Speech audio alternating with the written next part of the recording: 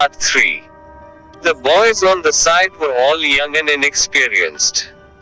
However, although they all looked nervous, they strictly stuck to their positions and protected the Mo family's house, fixing talismans onto the walls. The servant named Atong was already carried into the hall. Lan Sijui felt his pulse with his left hand and supported Madame Mo's back with his right. He couldn't save both of them at once, and was in a terrible fix when Atong crawled up from the ground. Aiding exclaimed, "Atong, you're awake." Before her face had the time to light up, Atong raised his left hand and clutched his own neck. Seeing this, Lan Sijui tapped on a few of his acupoints for 3 times. Wei Wuxian knew that, although they looked gentle, the people from the Lan clan had arm strength that were the opposite of gentle. With a force like this, it would be hard for anyone to move. However, Atong seemed like he didn't feel anything, and his left hand's grip tightened, his expressions looking more painful and twisted. Lan Jingyi proceeded to grab his left hand, but it was like breaking off a chunk of iron, having no effect at all. After a moment, a crack came from his neck, and Atong's head drooped down. His neck was already broken. He actually strangled himself in front of everyone's eyes. Seeing the situation, A Dung's voice wavered. "A ghost. There's an invisible ghost here." It made Atong strangle himself. Her tone was sharp and her voice was shrill, making everyone's blood run cold, and so they believed it effortlessly. Wei Wuxian's judgment happened to be the opposite. It wasn't a ferocious ghost. He had examined the talismans that the boys chose, all of them were spirit-fending ones, and the East Hall was literally covered with them. If it really was a ferocious ghost, then, as it went into the East Hall, the talismans would have incinerated green flames. Yet, nothing was happening right now. It was not the group of kids' fault for reacting too slow, but the creature was indeed cruel. The cultivation world had a strict definition for the category of ferocious ghosts. They had to kill at least one person a month and continue the behavior for at least 3 months. The criterion was set by Wei Wuxian himself, and it was probably still being used. He was the best at dealing with this kind. To him, killing one person in 7 days would be considered as a ferocious ghost who killed frequently.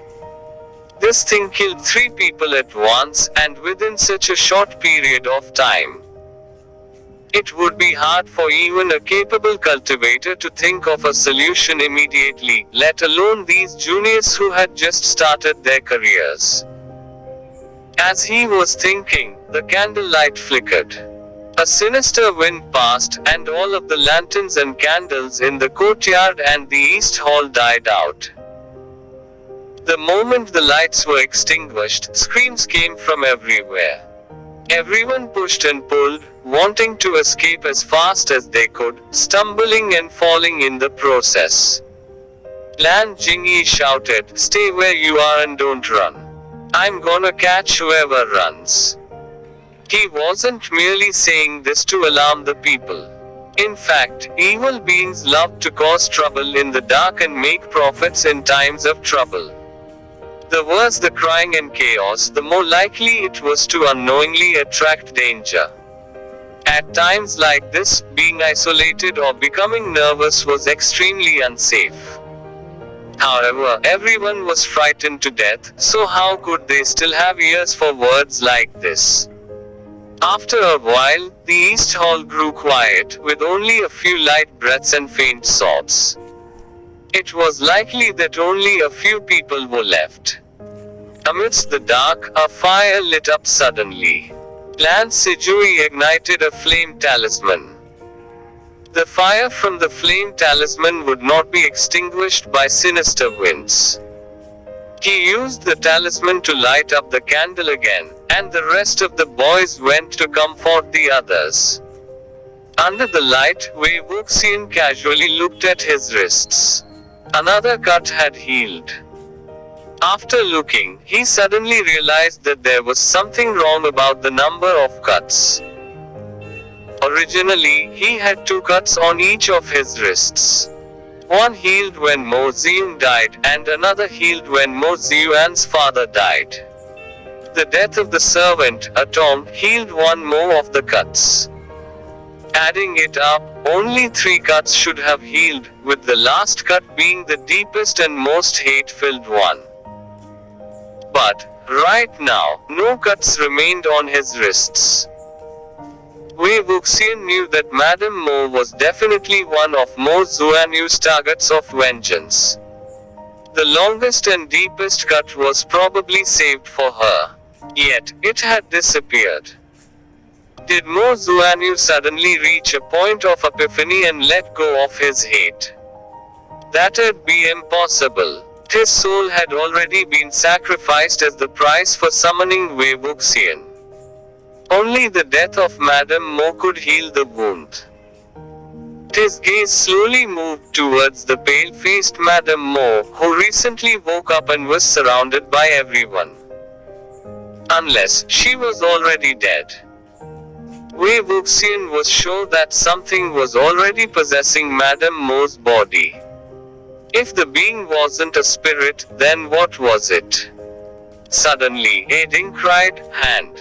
His hand. Atom's hand. Lan Sijui moved the flame talisman to above Atom's body. Sure enough, his left hand had disappeared as well. Left hand. With lightning speed, Wei Wuxian's mind became clear, with the being that was wreaking havoc and the missing left arms finally completing the puzzle. He promptly bursted out laughing. Lan Jingyi snapped, "You idiot. How can you still laugh in a situation like this?" But, after a second thought, he knew that he was an idiot anyways, so what's the use of haggling over him? Wei Wuxian tugged at his sleeve. "No, no." Lan Jingyi was annoyed, pulling his sleeve back. "What, no? You're not an idiot. Stop fooling around. Nobody has the time to pay attention to you." Wei Wuxian pointed at the corpses of Mo Ziyuan's father and Atom, which lay on the ground, and spoke, "These are not them." Lan Sijui stopped the fuming Lan Jingyi and asked, "What do you mean by, these are not them?" Wei Wuxian stated solemnly, "This is not Mo Ziyuan's dad, and this is not Atom either." With his makeup-covered face, the more solemn he looked, the more he seemed like an actual lunatic. Yet, surrounded by the dim candlelight, his words sent chills up everyone's backs. Lan Sijui stared for a second, and asked in spite of himself, "Why?" Wei Wuxian exclaimed proudly, "Their hands. None of them were left-handed. I'm sure of this, because they'd always hit me with their right hands." Lan Jingyi spat, running out of patience. "What are you being proud for? Look at how complacent you are." However, Lan Sijui broke into a sweat. Thinking back, Atom had used his left hand to strangle himself, and Madame Mo's husband also used his left hand to push his wife. But, during the day, when Mo Zuanyu was causing trouble in the East Hall, the two were rushing to get him out of there, both using their right hands. It was impossible for them to suddenly turn left-handed before they died. Although he didn't know why, in order to figure out what the creature was, they had to think in the direction of left hands. After Lan Sijui realized this, he felt surprise and looked at Wei Wuxian. He couldn't help but to think, suddenly saying this. It doesn't seem like a coincidence. Wei Wuxian only smiled. He knew that the hint was too deliberate, but he couldn't have helped it. The good thing was that Lance Sijui didn't think too much about it either, and thought, anyways, if young Master Mo was willing to remind me of it, he probably didn't mean any harm. His eyes moved away from him, passing a Ding, who fainted from crying too much, and landed on Madame Mo. His gaze traveled from her face down to her hands. Her arms were hanging down and were mostly hidden inside her sleeves, with only half of the fingers showing. Her right hand had fair, thin fingers, undoubtedly those of a woman who lived comfortably and never worked. However, the fingers on her left hand were much longer than the ones on her right.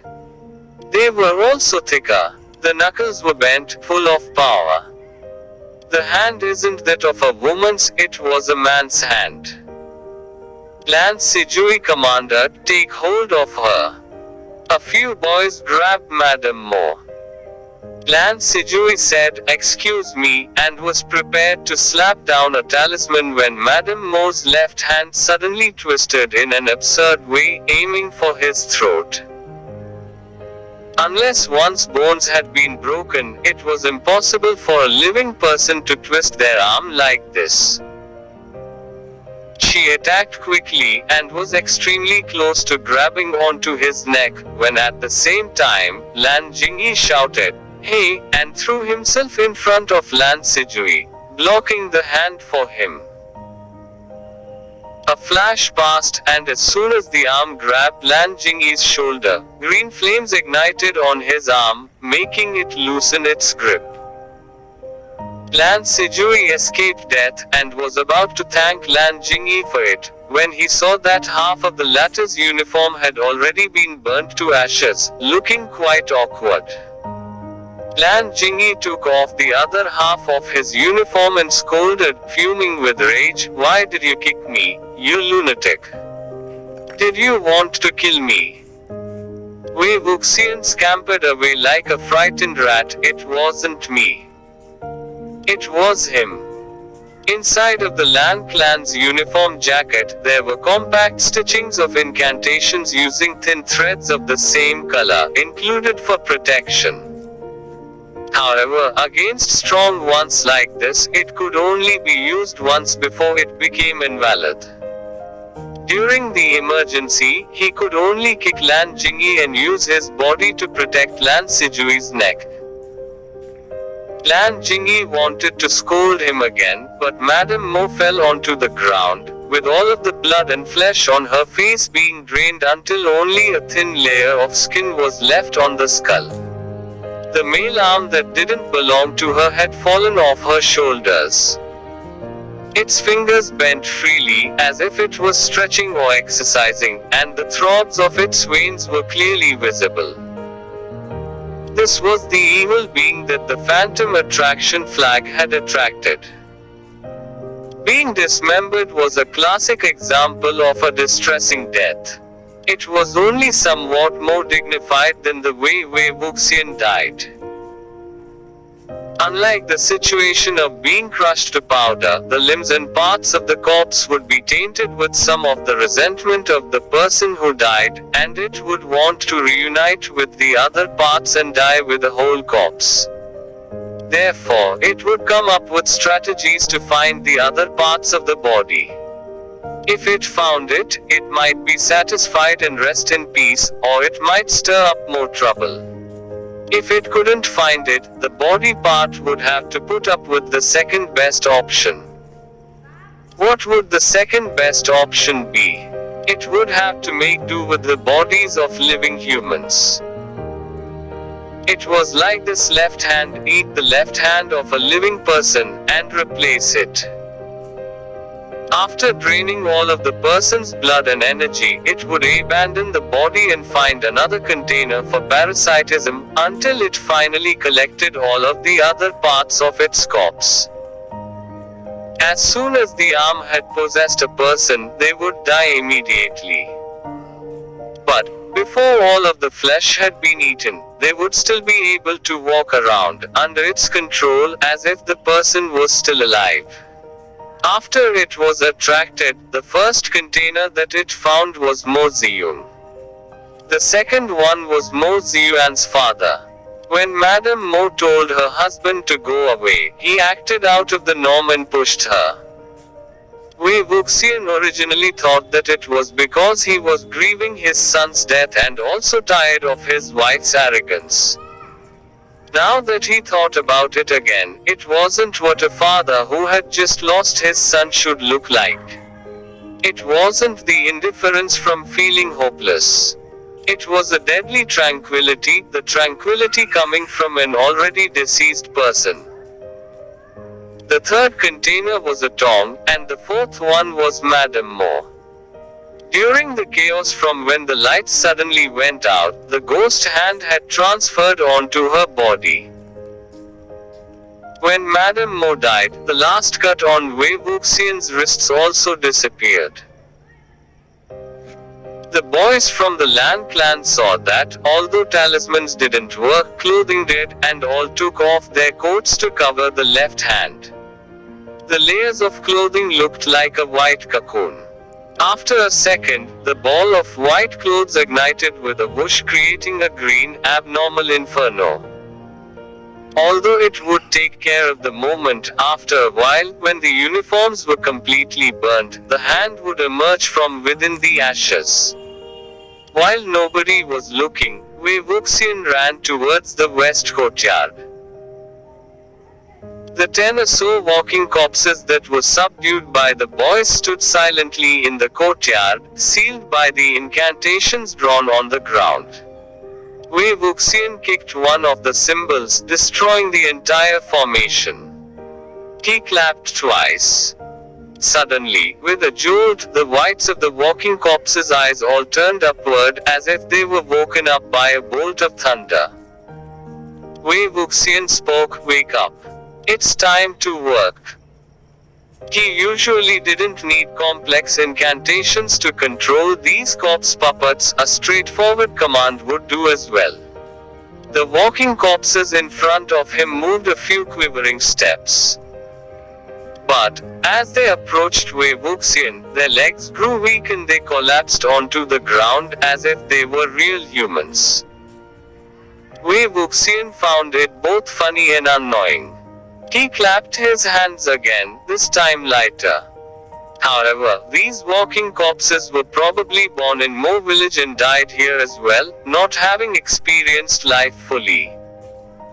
They instinctively followed the summoner's commands, but were also horrified at the summoner, lying on the ground and afraid to get up. The crueler the being was, the better Wei Wuxian could control it. These walking corpses hadn't been trained by him and couldn't withstand direct manipulations from him. He didn't have any materials on him, which meant that he couldn't immediately make tools to ease the walking corpses. He couldn't even muddle and assemble bits and pieces. The soaring green flames in the east courtyard gradually grew dimmer. Suddenly, Wei Wuxian found a solution. Why would he need to come outside and find a dead person with strong resentment and a cruel personality? There were not only one, but multiple corpses in the east hall. He ran back to the east courtyard. As Lan Sijui's first solution failed, he found a second one. The disciples pulled out their swords and stuck them into the ground, making a sword fence. The ghost hand crashed into the fence, and they spent all their energy compressing their hilts so that it didn't break out, paying no attention to who was entering and leaving. Wei Wuxian strode into the east hall and grabbed Madame Mo and Mo Ziyuan's corpses, one on each hand, and spoke in a low voice, "Wake up." In a split second, Madame Mo and Mo Ziyuan's eye whites turned up, and started making the shrill and powerful shrieks that ferocious ghosts made after they came back to life.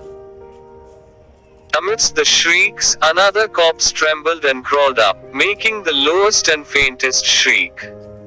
It was Madame Mo's husband. The shrieks were loud enough and the resentment was strong enough. Wei Wuxian smiled, feeling quite satisfied. "Do you recognize the hand outside?" he commanded, "Tear it apart." The three members of the Mo family whipped out like three clouds of black wind. The left arm fractured one of the swords, and was about to break out, when three cruel corpses without left arms came at it. Aside from being unable to defy Wei Wuxian's command, the family also loathed the creature that killed them, and let out their anger on the ghost hand. The main attacker was undoubtedly Madame Mo. Because female corpses were often especially fierce after they were modified, her hair was loose and her eyes were bloodshot. With nails that multiplied in length, foam gathering at the corners of her mouth, and shrieks that were enough to uplift the ceiling, she looked extremely insane. Behind her followed Mo Ziyong, who cooperated with her and used both his teeth and his hands. His father was at the end, covering for the gaps between the attacks of the other two corpses. The struggling boys were stricken dumb with amazement. They had only seen these battles between multiple fierce corpses in books and hearsay, and they all gaped as they saw the gore-splattered scene for the first time, unable to avert their gazes. They all thought that it was absolutely thrilling. The three corpses in the hand were in the middle of a tough battle, when Mo Ziyong abruptly moved out of the way. His abdomen area was attacked by the hand, causing a few chunks of his intestines to spill out. As Madame Mo saw this, she screamed incessantly and shielded her son behind herself. Her attacks were more violent, the strength of her fingers almost comparable to that of steel and iron weapons. But Wei Wuxian knew that she was gradually being overpowered. Even three cruel corpses who recently died couldn't subdue this single arm. Wei Wuxian was watching the battle attentively. His tongue was slightly curled, suppressing a sharp whistle inside of his lips, preparing it to be let out. The whistle would be able to evoke even more hostility in the cruel corpses, which might turn the tables. Then, however, it would be difficult to ensure that nobody knew that it was his doing. In the blink of an eye, the hand moved like lightning, ruthlessly and precisely breaking Madame Mo's neck. Watching as the Mo family grew closer to defeat, Wei Wuxian prepared to blow the whistle that he suppressed under his tongue.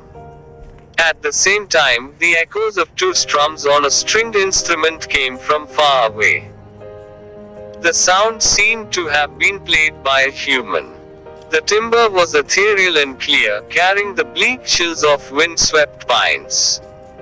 The creatures battling in the courtyard all stiffened as they heard the sound. Instantaneously, the boys from the Gusulan clan started beaming, as if they were born again. Lan Sijui wiped the blood off his face and raised his head, happily exclaiming, "Hang Wang Jun." As soon as he heard the two faraway strums of the zither, Wei Wuxian turned around and began to leave. The sound of another strum came. This time, the pitch was higher, piercing through the sky with a few degrees of bitterness. The three cruel corpses backed off and covered one ear with their right hands.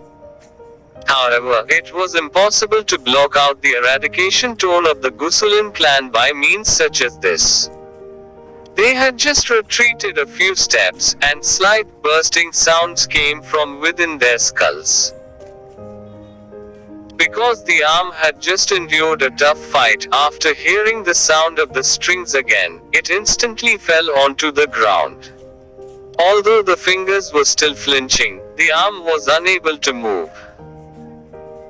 After a short moment of silence, the boys couldn't help but to cheer loudly, celebrating the joy of surviving the incident. They had struggled through the exhilarating night, and their clan's reinforcement had finally came.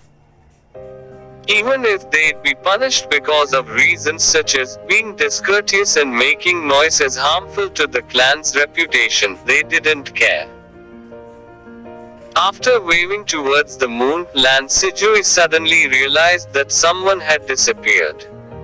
He tugged Lan Jingyi, where is he? Lan Jingyi was absorbed in the act of rejoicing. Who? Which one? Lan Sijui replied, young Master Mo. Lan Jingyi said, Why are you looking for that lunatic? Who knows where he ran off to? He's probably frightened by my threats to hit him. Lan Sijui knew that Lan Jingyi had always been careless and straightforward, not thinking twice about anything or suspecting anyone. He thought, I'll wait for Hang Jun to come, and then tell him about everything. Mo village was still asleep, but it was difficult to tell whether it was a real slumber or a faked one. Although the corpse fight was a mass of blood and gore, the villagers didn't wake up during the early morning to watch.